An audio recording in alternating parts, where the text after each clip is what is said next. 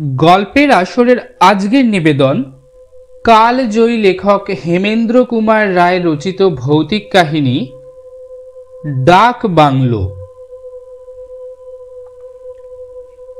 पश्चिमेर छोट शहर विशुद्ध जलवायुर जन्य विख्यात। किछुदिन एइखानेई डेरा पेतेछि। शहरेर चारिपाशे नदी पहाड़ प्रांतर ओ अन्यान्य अरण्य प्रभृति किछुरई अभाव नेই। एकदिके शहरेर सुख सुविधा और एकदिके प्राकृतिक सौंदर्य, काजेई जायगाटी हये उठेछिल लोभनीय। पश्चिम दिके प्रांतर, तार ओपर दिये माइलखानेक गेलेई पाওয়া যায় दूरबिस्तारी अरण्य। एर ओर मुखे शोना गेल बनेर भितरे नाकि माइल 2 अग्रसर हलेई एकटी बड़ जलाशयेर धारे गिये पड़ा जाय। सेखाने नाकि जलक्रीड़ा करते आसे बाली हाँस ओ आरो कोनो कोनो जातेर रसनारोचक पाखी। बाली हाँसेर मांसे भेंडालू बानाले बड़ई सुस्वादु हय। एके शीतकाल, ताई बने आछे गाछेर छाया, सुतरां रोदेर तापे विशेष कष्ट हबे ना बुझे एकदिन दुपुर बेलातेई पाखी मारा बंदूक निये बेरिये पड़लुम। एखानकार बासिन्दादेर माइल सम्बन्धे धारणा होच्छे विदेशीदेर पक्षे अत्यंत विपज्जनक। जलाशयेर दूरत्व शुनेछिलुम मात्र 2 माइल, किन्तु अंतत 6 माइल पथ पार हुए तबेई जलाशयेर नागाल पाওয়া गेल। केवल जलाशय नय, प्रथम दृष्टितेई एक झाँक बुनो हाँसও देखते पेलुम एवं ताक करे बंदूकও छुड़लुम। किन्तु तारा अनायासेई छड़रा बृष्टिके एड़िये आकाशे बंदूकेर सीमानार बाइरे गिये चक्र दिये उड़ते लागलो। आमी बोकार मतो फैल फैल करे ताकिये रइलुम। हाँसेर एकटा पालकও संग्रह करते पारलुम ना। किन्तु आमिও नाछड़बान्दा शिकारी। रात्रे भेंडालू खावार जन्य बद्धपरिकर। सुतरां बहुक्षण धरे चललो बुनो हाँसेर पिछने छोटाछुटी। किन्तु हा हतोष्मी, आज घुम थेके उठे अजान्ते निश्चयई कारुर अपया मुख देखे फेलेछि। शेष पर्यन्त एकटा हाँसও आमार भेंडालुर उपकरणे परिणत होते राजी हलो ना।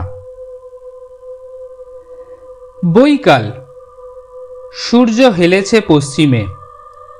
अरण्ये बेला शेषेर अंधकार खूब ताड़ाताड़ी नामे। एई बेला बाड़ीमुख ना होले विपदेर सम्भावना। चटपट पा चालिये दिलुम। किन्तु आध घंटा घोराघुरिर परेई आविष्कार करलुम एकटी प्राण जल करा प्राञ्जल सत्य। आमी पथ हारिয়েছি। अचेना गभीर बने सन्ध्यार मुखे पथ हारानो जे कि भयानक ब्यापार सेटा भुक्तभोगी छाड़ा आर केउ बुझते पारबेन ना। अंधकार हওয়ার আগেই एक জায়গায় একজোড়া ভাল্লুকের দেখা পেয়ে আসন্ন বিপদের গুরুত্বটা আরো ভালো করে হৃদয়ঙ্গম করতে পারলাম। ভাল্লুকের উপরওয়ালা হতে পারে বনে এমন বদমেজাজি জানোয়ারও যে আছে সে বিষয়েও সন্দেহ নেই। আমার সম্বল তো একটা পাখি মারা বন্দুক মাত্র। ব্যস্ত হয়ে বহুক্ষণ ধরে দিকে দিকে ছোটাছুটি করবার পর অবশেষে মনে পড়ল আমি এসেছি যখন পূর্ব দিক থেকে, তখন পূর্ব দিক ছাড়া আর কোনো দিকেই আমার যাওয়া উচিত নয়। পূর্ব দিকে মাইলখানেক পদচালনা করবার পরে শহরের সন্ধান পেলুম না বটে, কিন্তু একটি রাস্তায় গিয়ে দাঁড়ালুম। সেখানে ধুলোর উপর গাড়ির চাকার দাগ দেখে বোঝা গেল এই পথে যখন যানবাহনের চলাচল আছে তখন লোকালয়ে পাওয়া যেতে পারে অনতি দূরেই। আরো খানিক এগুবার পরেই পথের ধারে চোখে পড়ল একখানা ছোট একতলা বাড়ি। বাড়ির গড়ন দেখেই বুঝতে দেরি লাগলো না যে সেখানা হচ্ছে ডাক বাংলো। বন্য নির্জনতার মধ্যে অন্তত মাথা গুঁজবার যে একটা আস্তানা পেয়ে আশ্বস্তির নিঃশ্বাস ফেলে বাঁচলুম। পশ্চিমের আকাশে রক্তগঙ্গা বইয়ে সূর্য তখন পাটে বসেছে। পাখিরা ঝাঁকে ঝাঁকে বাসামুখো হয়েছে। এরই মধ্যে দূরে দেখা যাচ্ছে কুয়াশার পাতলা পর্দা। বনের নিচের দিকটা ক্রমেই ছায়ায় অস্পষ্ট হয়ে উঠেছে। কোথাও জনমানবের সাড়া নেই বটে, কিন্তু সন্ধ্যার অন্ধকার জমজমাট হবার আগেই ডাক বাংলোর কাছে এসে নিজেকে ভাগ্যবান বলে মনে হলো। তখন অবসন্ন পা আর চলতে চাইছিল না।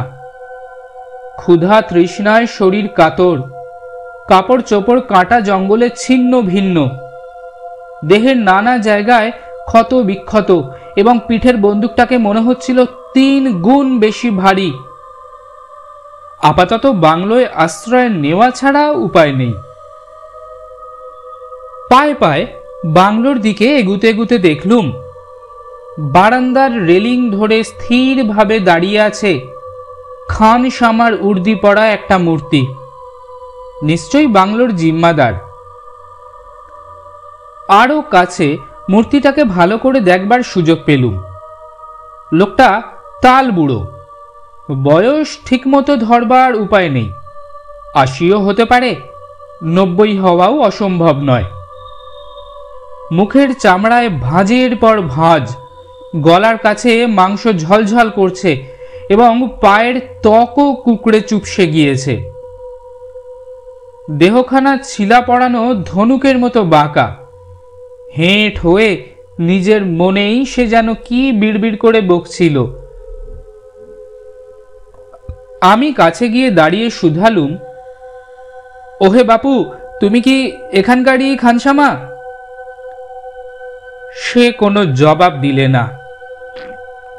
2 হাতে বারান্দায় ভর দিয়ে নিজের বাঁকা দেহখানা সোজা করে তুলে আমার মুখের ওপর দৃষ্টিপাত করলে। আমি চমকে উঠলুম। কোনো থুতথুড়ে বুড়োর চোখেই আমি এমন তেজি ও তীব্র দৃষ্টি দেখিনি। বললুম, আজ আমি এই বাংলোতেই থাকব, তুমি সব ব্যবস্থা করে দাও। তবু সে জবাব দিলে না। হাতে একগাছা লাঠি ছিল। সেই লাঠিটা মাটির উপরে সশব্দে সে ঠুকঠুক করে বাংলোর ভিতর চলে গেল। আমিও গেলুম তার পিছু পিছু। তারপর সে ঠকাং করে একটা ঘরের শিকল খুলে দিয়ে বিনা বাক্য ব্যয় সরে পড়ল চোখের আড়ালে। ভাবলুম, লোকটা বোবা নাকি? আরও একটা ব্যাপার লক্ষ্য করলুম, লোকটার জামা কাপড় ভিজে সপ সপ করছে। এখানকার এই পাহাড়ে শীতের শেষ বেলায় বুড়ো স্নান করেছে? কিন্তু উর্দি পরে কেউ কি স্নান করে? তবে কি দৈবগতিকে বুড়োর উর্দি ভিজে গেছে? সেই জন্যই ধারণা শীতে সে কথা কইতে পারছিল না, কিন্তু তার হাবভাবে তো শীতকাতরতার কোনো লক্ষণই দেখলুম না। আশ্চর্য! একটা ঘরের ভিতরে গিয়ে দাঁড়ালুম। সে ঘর ব্যবহারের অযোগ্য। অন্তত মাসাধিক কালের সঞ্চিত ধুলো ঘরের আসবাবপত্রের ও মেঝের উপরে পুরু হয়ে জমে আছে। জানি আমি এইসব বন্য ডাকবাংলোয় অতিথিদের জনতা ভেঙে পড়ে না, কিন্তু সরকার মাহিনা দিয়ে খানসামা পুষেছেন কেন? ক্রুদ্ধ স্বরে ডাকলুম, খানসামা, খানসামা। 5-7 বার ডাকাডাকির পরেও কোনো জবাব পাওয়া গেল না। আমার সব বন্দোবস্ত করবার জন্য বুড়ো নিশ্চয়ই বাইরে বেরিয়ে গিয়েছে, কিন্তু মনে হলো কোথায়? কি যেন মাটির ওপরে লাঠি ঠকঠকিয়ে বেরিয়ে বেড়াচ্ছে। হয়তো বাংলোর ভিতরে আর কোনো যষ্টিধারী লোকও আছে, কিংবা খানসামাটা হয়তো কেবল বোবা নয়, কানেও শোনে না। নাচার ভাবে পশ্চিম দিকের জানলাটা খুলে দিলুম। আলোক সম্রাট সূর্যদেব অবসর গ্রহণ করেছেন বটে, কিন্তু বনবাসী জীবেদের কাছে জ্যোৎস্নার আশীর্বাদ বর্ষণ করবার জন্য প্রতিপদের চাঁদ আর একটু পরেই আত্মপ্রকাশ করবেন। দিনের পাখিরা বাসায় ফিরে গিয়েছে। ছায়া মলিন আকাশের গায়ে একে একে দেখা দিতে শুরু করেছে পেঁচা ও বাদুড়। খানিক তফাতে আবঝায়ার ভিতর দিয়ে জঙ্গলের আরো ঘন অন্ধকারের মধ্যে গা ঢাকা দিলে বোধহয় একদল হায়নাই। বনস্পতিদের আর্তনাদের মতো মর্মর ধ্বনি ছাড়া কোথাও আর কোনো শব্দ নেই। এ যেন অমানুষের দেশ। বাংলোর হাটার ভিতরেই রয়েছে একটা বিশাল ইদারা। জলাভাবে গলা তখন শুকিয়ে কাঠ হয়েছিল।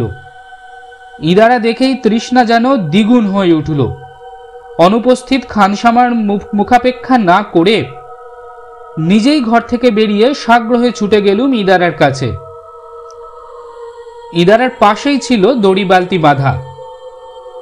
বালতিটা তুলে নিয়ে ইদারার গহ্বরে দৃষ্টিপাত করলুম এবং সঙ্গে সঙ্গে দারুণ আতঙ্কে বিদ্যুৎ স্তম্ভিতের মতো দাঁড়িয়ে পড়লুম। কোথাও কেউ নেই। নিজের দেহের কোনো জায়গাতেও কারুর স্পর্শ অনুভব করলুম না। কিন্তু চুম্বক যেমন অদৃশ্য আকর্ষণের লোহাকে টেনে নেয়, ঠিক সেইভাবেই কোনো অদৃশ্য শক্তি যেন আমাকে হঠাৎ ইদারার ভিতর সজোরে টেনে নিয়ে যাওয়ার চেষ্টা করলে। হতভম্বের মতো চারিদিকে ফিরে ফিরে তাকাতে লাগলুম। না, সামনে পিছনে বাঁয়ের ডাইনে কেউ কোথাও নেই।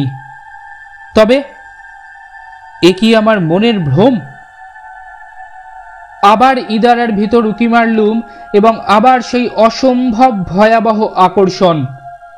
এবারে রীতিমতো জোর করে সেই অদৃশ্য শক্তির আকর্ষণ থেকে নিজেকে ছিনিয়ে নিতে হলো। সারা দিন রোদে ঘুরে ঘুরে আমার মাথা কি বিগড়ে গেছে? আমি কি পাগল হয়ে যাচ্ছি? আর ইদারার কাছে দাঁড়াতে ভরসা হলো না। তৃষ্ণার কথা ভুলে দ্রুত পদে সোজা বাংলোর ভিতরে ফিরে এলুম।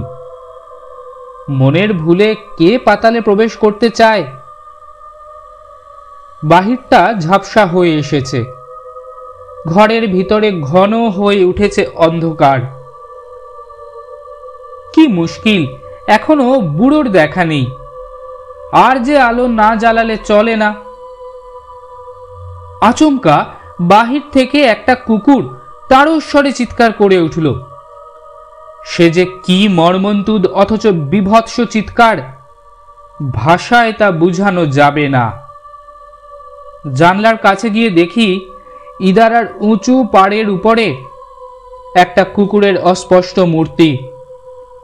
আকাশের দিকে মুখ তুলে সে এমন একটানা আর্তনাদ করছিল যে কেঁপে কেঁপে উঠছিল যেন চারিদিক।